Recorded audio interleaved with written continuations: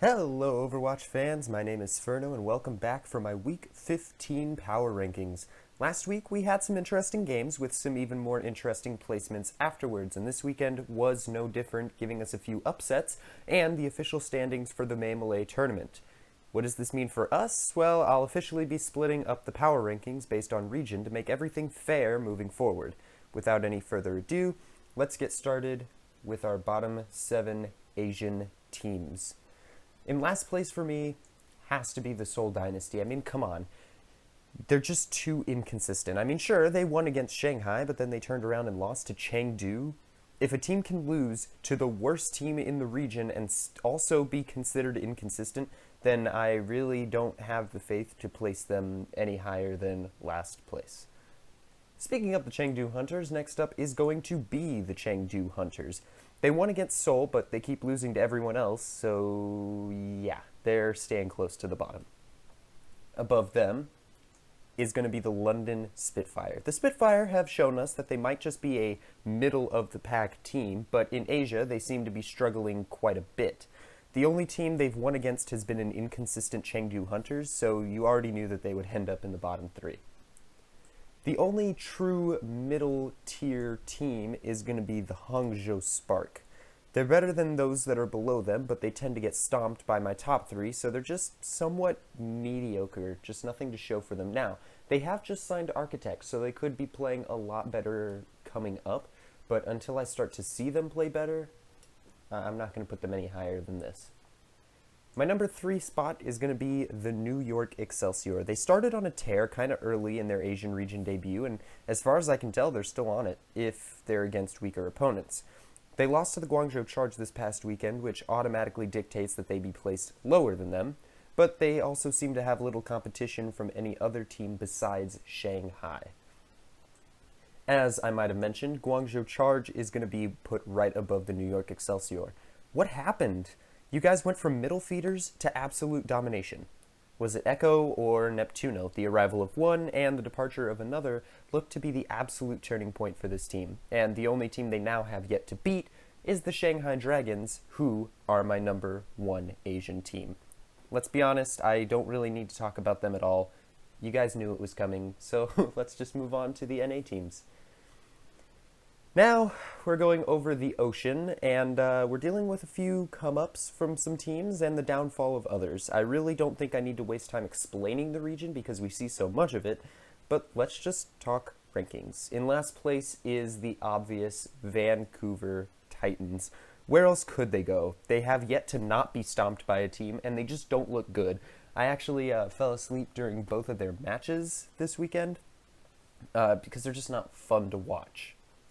Above them are the Washington Justice, who are already placed exactly where I need them to be. You guys signed Stitch and Janu. Yes, that was written in all caps in my script because it's friggin' amazing. Give it a couple weeks, figuring out team synergy and the meta, and the Justice could be on their way to the middle of the pack. Their only opponent with this roster was Florida, so a bit of an unfair test for their first outing with their new players, but the future does seem to be looking up for them in some regards. The 11th place team is a team that really does deserve this spot, the Houston Outlaws. I had a glimmer of hope at the 5th week mark, but it's really been downhill from there. Honestly, I'm a bit ashamed to call you my home team, but I digress. The DPS are looking a bit more consistent, the support line's decent, but the tanks are a complete mess. They just aren't playing at the Owl level right now, and that brings the rest of the team down.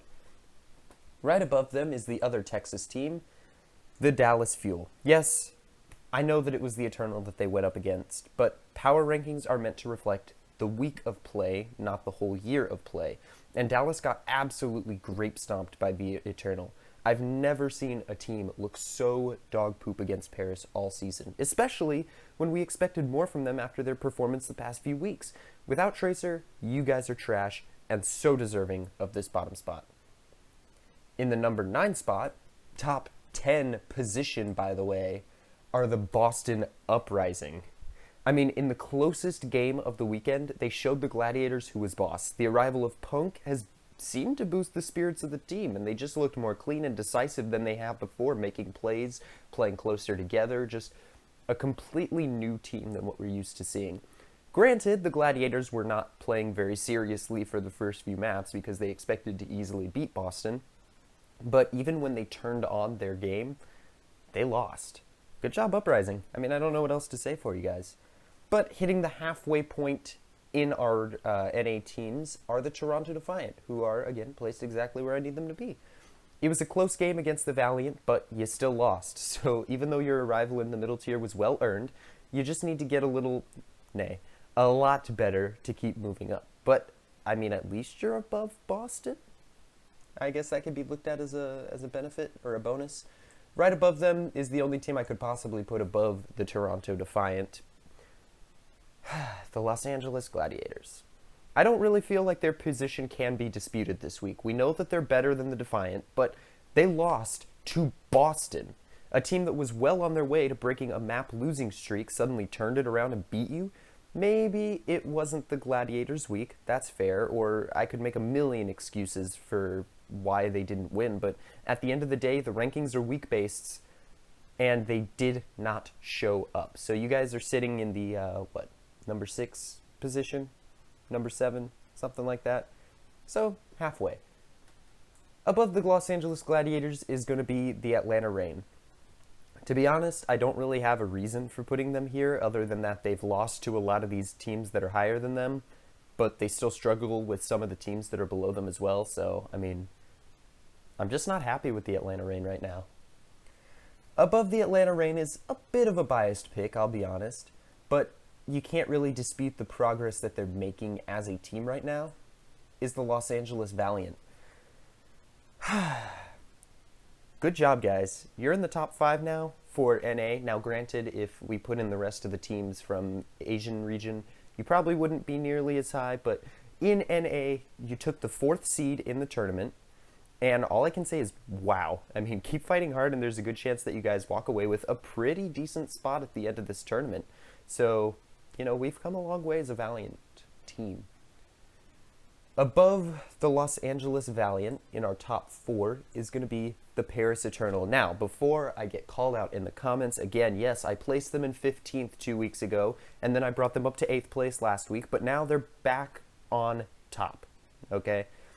Because, I mean, I doubted their abilities a little bit, but after wiping the control center floor with Dallas Fuel, I mean, they made it look easy. They didn't even break a sweat, so they definitely are in contention for best team in this region, but they're still being beat out by a few teams, starting with the Florida Mayhem. They are playing out of their minds right now. They're suddenly hot stuff in the league. Don't know where that came from, but, I mean, it's good to not see them in the bottom anymore. They managed to snag, I believe, the 2nd seed for the tournament, 2nd or 3rd, so they're doing really, really well on that end, and as long as they stay on this roll, they can really look forward to some great things. I have nothing but praise for the roster that they've settled on because it's working, and at the end of the day, that's all that matters. Plus, you guys beat the Paris Eternal, so there's your confidence boost right out of the gate. The rest of my teams are already in order, so in 2nd place are going to be the San Francisco Shock. They've been winning, and now that they signed Twilight, I mean, come on, your roster was already stacked, Shock, and now you're adding the best flex support in the world to your team. Everybody just look out, because the future results of power rankings may shock you a little bit. But, I mean, in the end, who else could take number 1? The Philadelphia Fusion have yet to drop a game at all, and they seem confident enough to play with their lesser opponents like the Titans. I mean, they kept swapping out players that, I mean, just giving their entire roster time to play, and teams usually only do that if they think the team they're going against is a joke. So if you can look at a team like the Titans or the Justice or the Outlaws and keep swapping out random players like that just for fun, you know you're a really good team. I will say that the Shock-Philly match will be one to watch, and I honestly believe that the Shock have a better chance at winning it, but until we know for certain, the Carpe clan will stay squarely in first for the foreseeable future. That's all I've got for now. Do you guys agree with my decisions? Let me know down in the comments and you'll be guaranteed a response. As always, subscribe for more content like this, including match predictions and vodcasts/reviews. We hope to see you guys there, and until that time, my name is Spherno, representing the Fruit Bowl cast, and I will see you all in the next video. Adios!